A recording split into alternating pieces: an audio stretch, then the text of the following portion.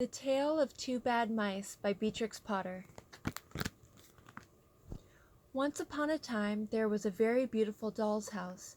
It was red brick with white windows, and it had real muslin curtains and a front door and a chimney. It belonged to two dolls called Lucinda and Jane.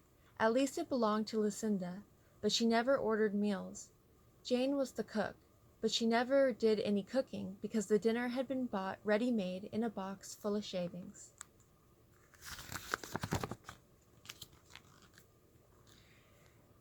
There were 2 red lobsters, and a ham, a fish, a pudding, and some pears and oranges. They would not come off the plates, but they were extremely beautiful.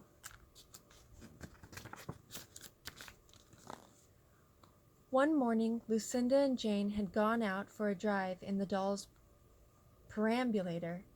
There was no one in the nursery, and it was very quiet. Presently there was a little scuffling, scratching noise in the corner near the fireplace, where there was a hole under a skirting board. Tom Thumb put out his head for a moment and then popped it in again. Tom Thumb was a mouse. A minute afterwards, Hunca Munca, his wife, put her head out too, and when she saw that there was no one in the nursery, she ventured out on the oilcloth under the coal box. The doll's house stood at the other side of the fireplace. Tom Thumb and Hunca Munca went cautiously across the hearth rug. They pushed the front door. It was not fast. Tom Thumb and Hunca Munca went upstairs and peeped into the dining room. Then they squeaked with joy. Such a lovely dinner was laid out upon the table. There were tin spoons and lead knives and forks, and 2 dolly chairs, all so convenient. Tom Thumb set to work at once to carve the ham. It was a beautiful shiny yellow streak with red. The knife crumpled up and hurt him. He put his fingers in his mouth. "It is not boiled enough. It is hard. You have to try, Hunca Munca." Hunca Munca stood up in her chair and chopped at the ham with another lead knife. "It's as hard as the hams at the cheesemonger's," said Hunca Munca. The ham broke off the plate with a jerk and rolled under the table. "Let it alone," said Tom Thumb. "Give me some fish, Hunca Munca." Hunca Munca tried every tin spoon in turn. The fish was glued to the dish. Then Tom Thumb lost his temper. He put the ham in the middle of the floor and hit it with tongs and with a shovel. Bang, bang, smash, smash! The ham flew all into pieces, for underneath the shiny paint it was made of nothing but plaster. Then there was no end to the rage and disappointment of Tom Thumb and Hunca Munca.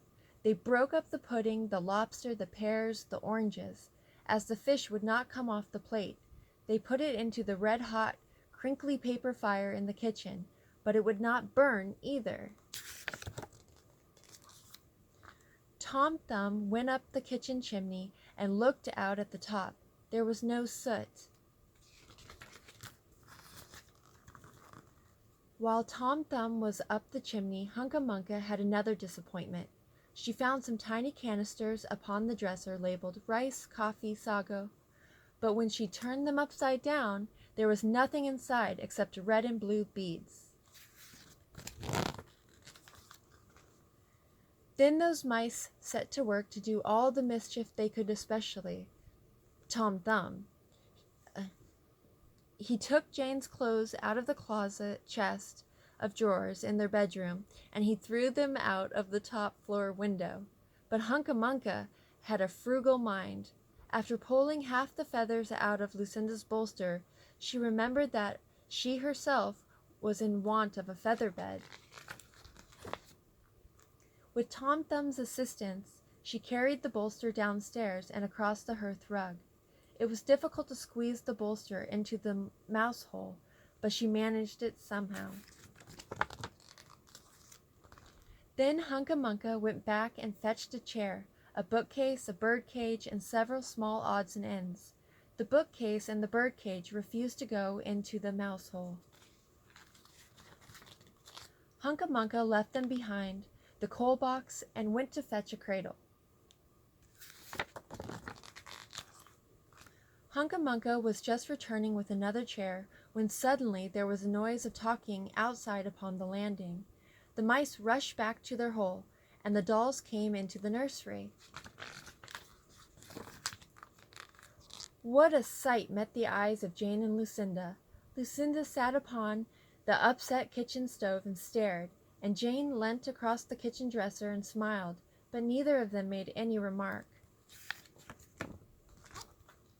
The bookcase and the birdcage were rescued from under the coal box, but Hunca Munca has got the cradle and some of Lucinda's clothes. She also has some useful pots and pans and several other things. The little girl that the doll's house belonged to said, "I will get a doll dressed like a policeman." But the nurse said, "I will set a mouse trap." So that is the story of the two bad mice. But they were not so very, very naughty after all, because Tom Thumb paid for everything he broke. He found a crook sixpence under the hearth rug, and upon Christmas Eve he and Hunca Munca stuffed it into one of the stockings of Lucinda and Jane. And very early every morning, before anybody is awake, Hunca Munca comes with her dustpan and her broom to sweep the dolly's house. The end. And that is the story of Two Bad Mice by Beatrix Potter.